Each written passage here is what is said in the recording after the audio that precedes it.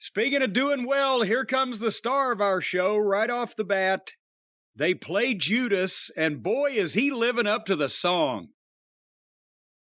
I'm telling you, the most popular heel in wrestling history enters to a sing-along of his theme music from the fans with his Stooges and his baseball bat.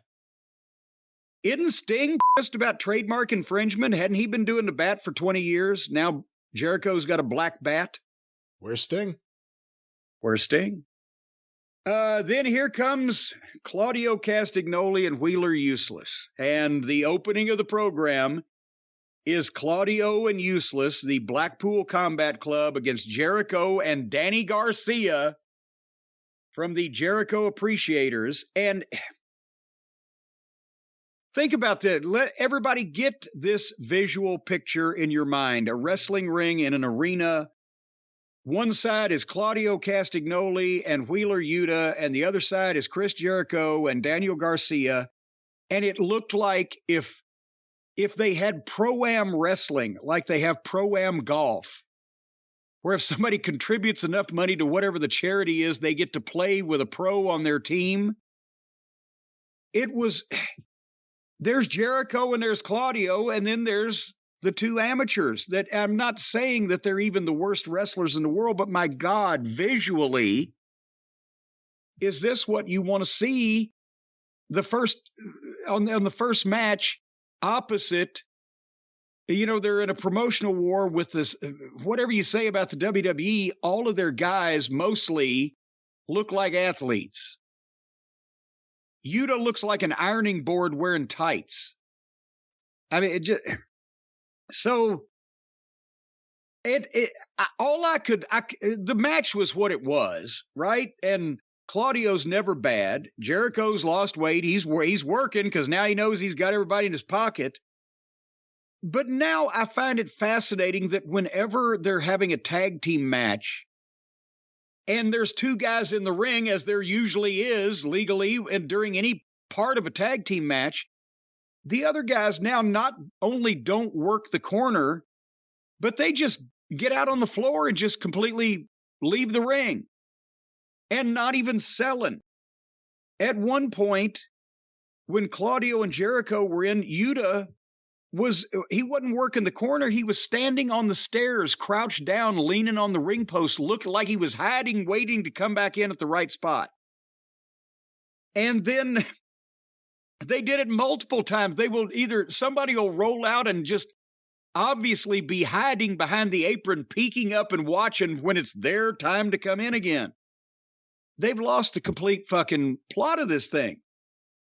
And then their break spot, which came 8 minutes into the show, was Hager from the outside tripping Claudio while referee Aubrey Ed Wilbur was staring at him doing it.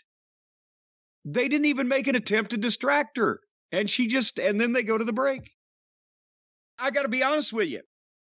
With this match going on, 8 minutes into the show, I've still got time to find something else that I can see almost from the start. I wouldn't have gone to break 8 minutes in the show on this fucking match. But anyway, they come back. Now Claudio and Jericho are both down, and Garcia is kneeling on the floor outside the ring by the apron, but they get a camera shot of him. He's just staring up, waiting for something else in the ring to happen. I mean, a babyface, if you were just thrown together in a tag team, the guy that was selling back in the old days, if his partner wasn't working the apron, reaching for a tag, trying to keep the people into it, the babyface that was selling would have words afterwards. Like, what the fuck? I'm in there getting my ass kicked, taking bumps, and you're just fucking wandering around outside? You fucking moron. And at the same time that Garcia was kneeling on the floor by the apron staring at what was going on, Useless was back over on the other side just climbing up the stairs from a bump that he took 45 seconds previously. And then fucking Claudio just cold tags Yuta, who doesn't come in the ring to make a comeback. He immediately jumps up to the top rope and splashes Jericho. gets a 2 count, and then gets on Garcia. I always talk about the horrible fake punches that these guys are throwing from the mount. These weren't even horrible fake punches. These were horrible fake girl punches. I mean, he wasn't trying to connect with anything. He was swinging sideways wildly like he was a 6-year-old girl having a fit about her pudding. And then he got up and made some mean faces. And then poor Stace, because the remodel is still going on, so she doesn't have the 85-inch out in the studio anymore. So she's sitting there and just stood up and said, that was outlaw as fuck, and fucking walked out. So that was the guy's big comeback. And then he tagged Claudio back in, because that's another thing they do now. They tag the babyface to make the big comeback and go into the finish, but they forget to go in the finish, and they start tagging back and forth like the first part of the match never happened. God damn it. Useless dives. The referee got distracted. Jericho came in with a bat, but as he swung, Claudio powerbombed him, and Jericho dropped the bat. So Aubrey turns around and sees Jericho laying in the ring and sees the bat bigger than fucking Christmas laying right next to him, and just stands there and she never makes a move. Nobody makes a move to get the bat, to take the bat out of the ring, or to disqualify anybody, because the bat's in the ring. And then Claudio, in the only thing that made this match really worth watching, gets Jericho in the big swing with Garcia on his back in a fireman's carry and does about 10 revolutions. And then, of course, Claudio goes to the floor and levels all the Stooges, and then goes back in the ring and hits a finish on Jericho, 1, 2, 3. When have you seen that happen last time? That Jericho would get pinned 1, 2, 3 on Tellular Vision. It's all part of the plan. It's perfect. The one time that he puts somebody over, it's Claudio, a guy that everybody likes, and that also is perfect timing for Jericho to say, see, I'm back, and I'm going to help in creative, and I'm going to put young guys over, and now that we've got rid of the cancer in the locker room that was preventing me from being the top star in this fucking dog and pony show, I'm going to be real giving for the next few weeks until people get the impression that I'm giving, and then I will slowly slip back into beating the fuck out of everybody, including every ex-Ring of Honor champion they can possibly book. Do you think they're falling for this too now, aren't they? All of a sudden, the benevolent, kind, humble, and lovable shoeshine boy, Chris Jericho, doing jobs at this particular point in time. Brian, do you see that coming down the road? Do I see what coming down the road? This whole Jericho company man thing at this particular point in time, right now, when he's getting everything going his way, brand new contract, creative spot. Got to make sure all the boys are on my side so that they don't realize that I've planned this all along and have instigated this to get this far. I mean, he's got plenty of practice studying insurrections, does Jericho? Well, certainly his family does, but it's not really an insurrection when, you have a clear path because you outplayed everyone. This is what Jericho wants. Jericho did not want CM Punk there. Jericho was the first person that loudly said he wanted CM Punk fired. Made a lot of sense. Chris Jericho's booking has been atrocious for a long time, and now it's going to be total nonstop Jericho. And we heard Chris Jericho came out at that media deal and said, MJF's got to be babyface immediately.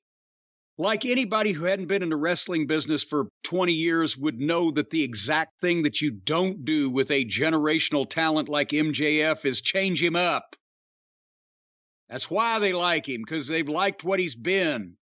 But if he can take the edge off MJF and diminish his popularity, then he's got rid of the veteran, and now he's minimalized the up-and-coming prospect. And as I mentioned earlier in the program, Danielson and Moxley are too busy being nice to everybody and wanting everybody to like them and doing their their own version of the wrestling they like. Danielson's we do like, and Moxley's we can't stand. Every time Yuta does anything, I just expect him to go, this is for the juggalos and juggalettes. Fuck this shit.